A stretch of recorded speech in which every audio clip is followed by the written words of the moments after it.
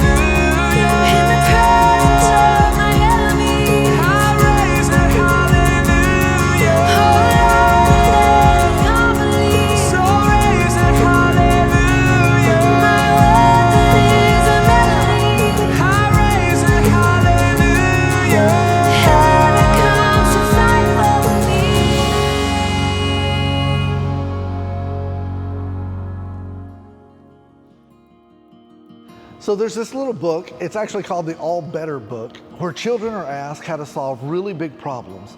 Little kids come up with their own solutions.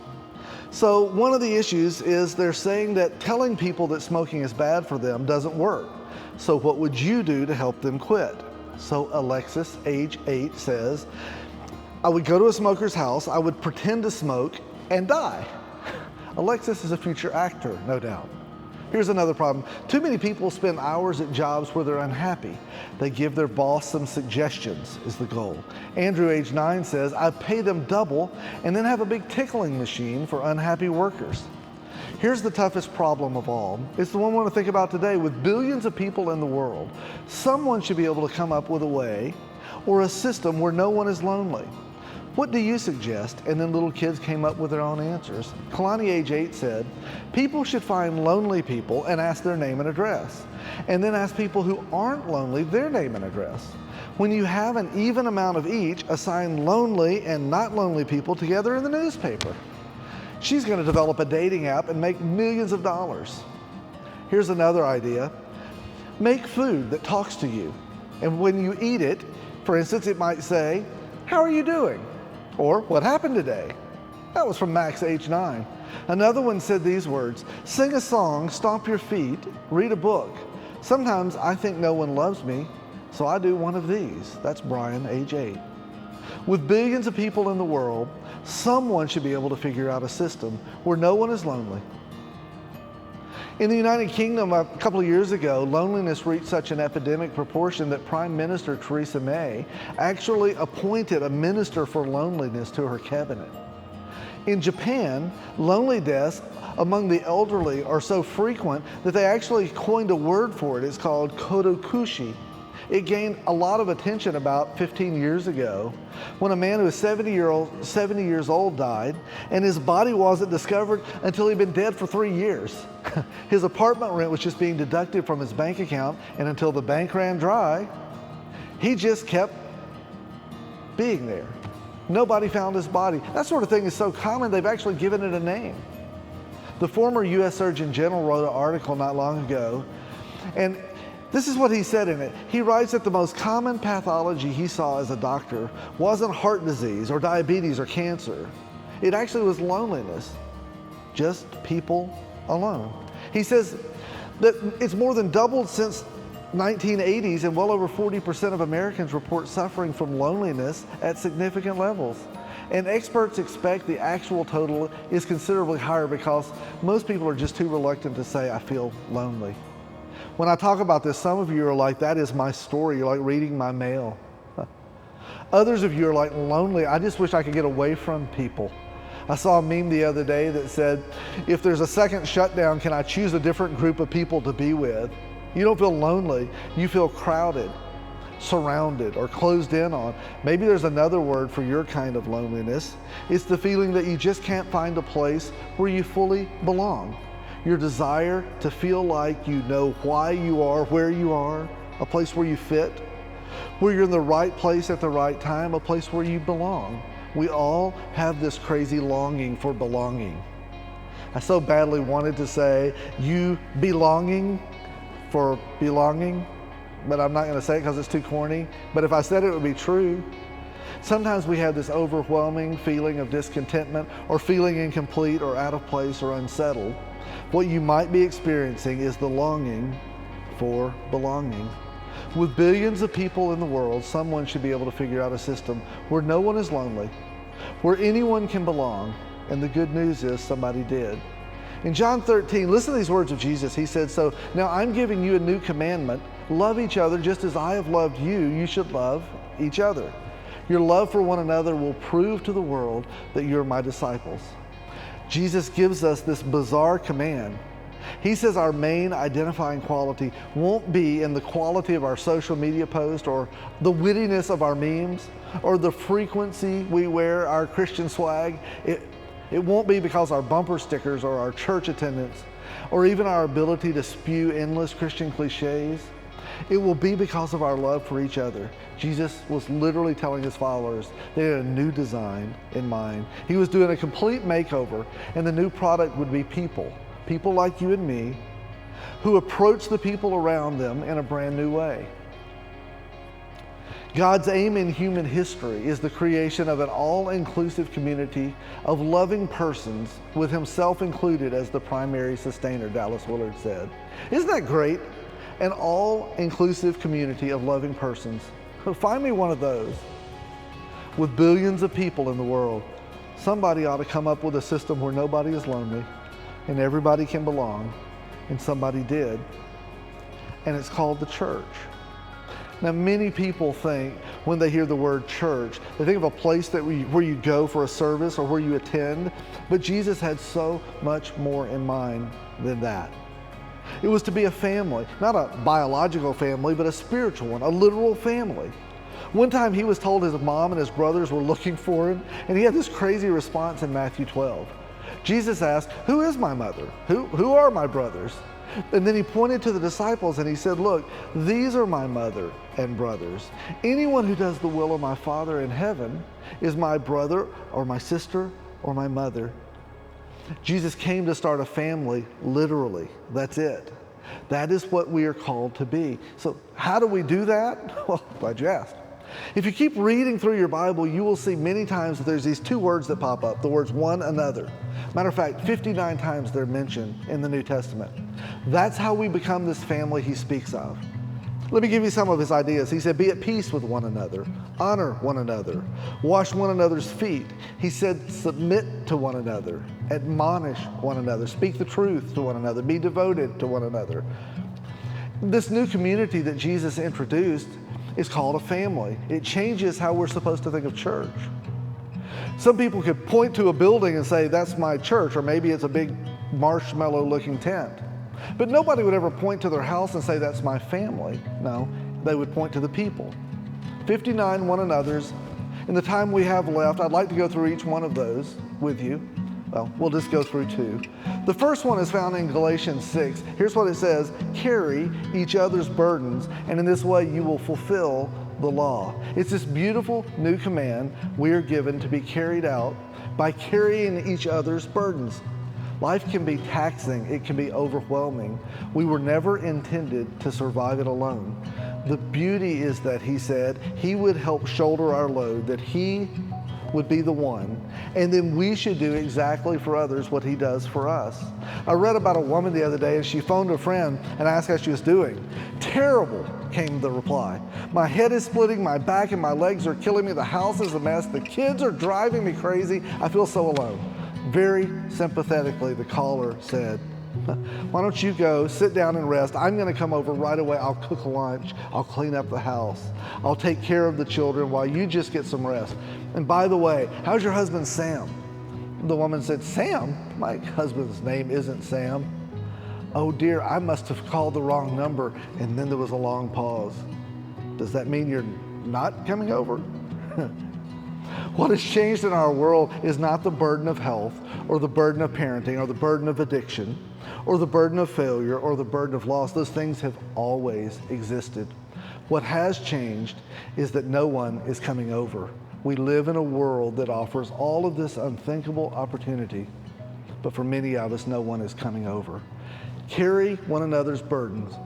When I read those words, it almost seems a little overwhelming to me. It doesn't really mean that I have to take responsibility for a bunch of other people. As a matter of fact, just the opposite is the case. Just a couple of sentences later in Galatians 6:5, it says this: for each one should carry their own load. It almost seems like the writer's contradicting what he just said. Carry one another's burdens, and then carry your own load. But it's not contradictory. The word load in this verse, carry your own load, is kind of like, in our day, a backpack. It's something you're able to do. You can handle it. Carry your own backpack is what he's saying. The word a couple of verses before, burden, it's a much heavier term. It's much more like a boulder. Someone can't carry it on their own. We were made to carry these together. I know it may sound a little bit strange, but I promise you it's true. This is something that we don't even talk about in our culture. It's talking about burdens that are deeply spiritual. Somebody in your world is carrying a boulder of a burden. It may be you. It's probably me. They're deeply depressed, or they have significant shame. They have a secret they don't want anybody to know. They have a diagnosis to deal with. Something is happening with one of their kids. There's something going on with them in their anger or their sex life or their finances, and you love them, and they tell you, and now you too have a burden. You carry this in a really deep way. But when they know that you know and you care for them, their burden becomes lighter. I'll be honest, I don't fully understand how all that works, but I promise it's true. We are meant to carry each other's burdens, because together we can carry what nobody can carry alone. The first one is carry each other's burden. The second one's in Romans 15. Here's this one. It says, accept one another then, just as Christ accepted you, in order to bring praise to God. We love each other as Jesus loved us when we accept each other as Jesus accepted us. How did he accept me? Well, just exactly the way I am, warts and all. When we offer that to others, they say, thank God for a place like that. We live in a world where it seems like life is more like a job interview. What do you have to offer me? What can you do? What can you bring to the table? You prove it, and I'll decide if you belong in my life. Deep inside us is a longing for belonging, a desire to be accepted and welcomed. It's a desire to belong to a family. I read a definition of a family the other day. It said a family is a group which possesses and implements an irrational commitment to the well-being of others. I love those words, an irrational commitment to the well-being of others. That's quite a statement. In the last couple of years, I've kind of witnessed what that looks like. A couple of years ago, my son Drew and his wife Kelsey decided they wanted to adopt a child.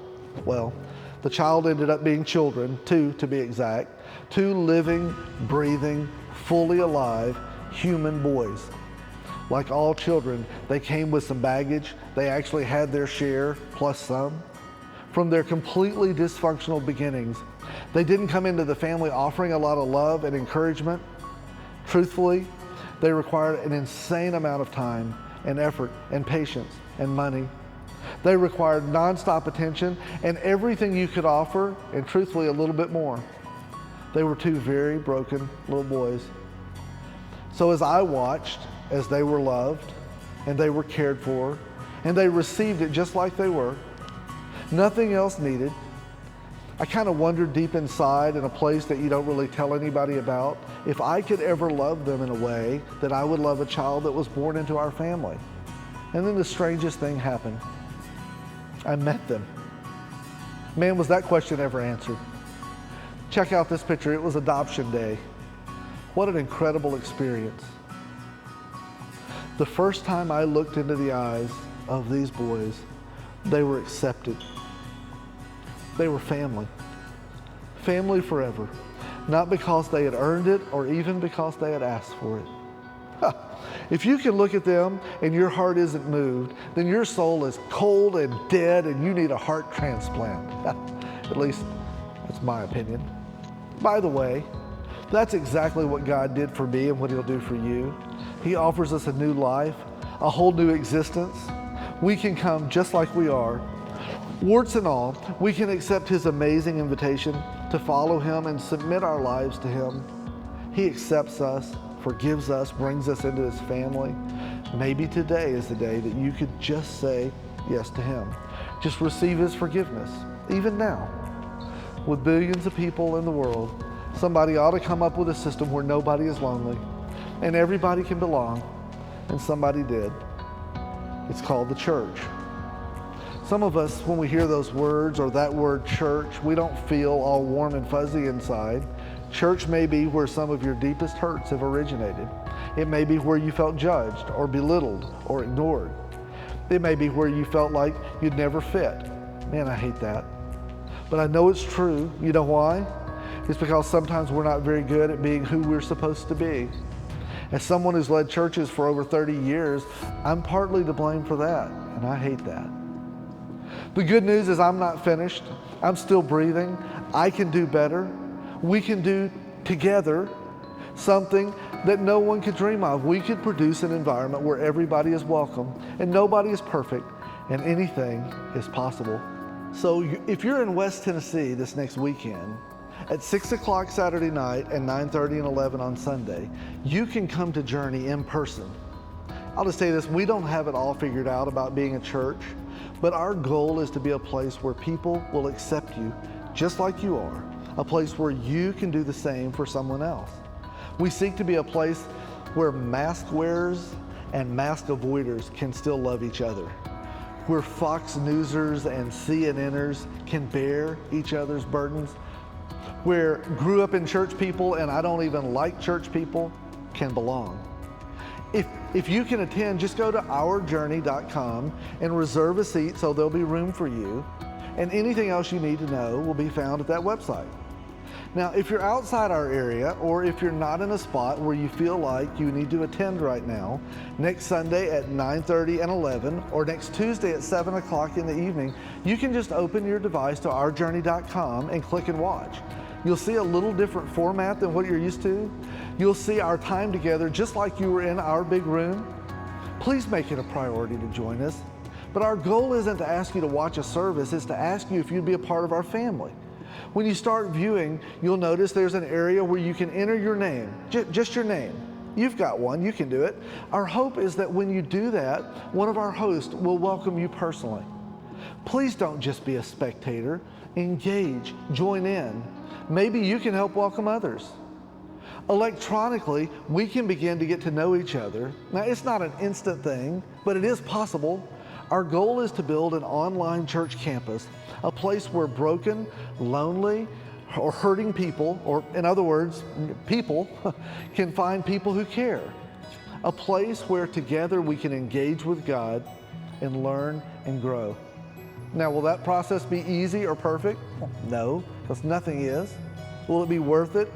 I think the answer is yes, because there are billions of people in this world, and somebody ought to come up with a system where nobody is lonely and everybody can belong, and somebody did.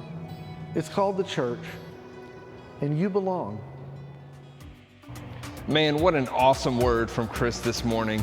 That longing to belong is something that I think each and every one of us have dealt with at some point over these last few months. And at Journey Church, we are excited that we are a place where you can belong, where you have a place to belong. And starting next week, we are adding a few new places where you can dive in, get connected, and find a place where you can belong here at Journey Church. Starting next week, we'll have 3 in-person services: Saturday night at 6 p.m., Sunday morning at 9:30 and 11. What you want to do for those services is hop on over to ourjourney.com and save a seat for you and your family. If you're bringing kids with you, you want to save them a seat in our children's ministry area as well. All those instructions are real easy to follow right there at ourjourney.com. Now, if you can't be with us in person, don't fret. We have a place for you. We're going to be right here, Journey Church online services. And next week, we're adding a new service time. We'll be getting together at 9:30 and 11 on Sunday morning, and then Tuesday nights at 7 p.m. Again, we're going to be doing that at ourjourney.com. So hop on over there to get plugged in with Journey Church online.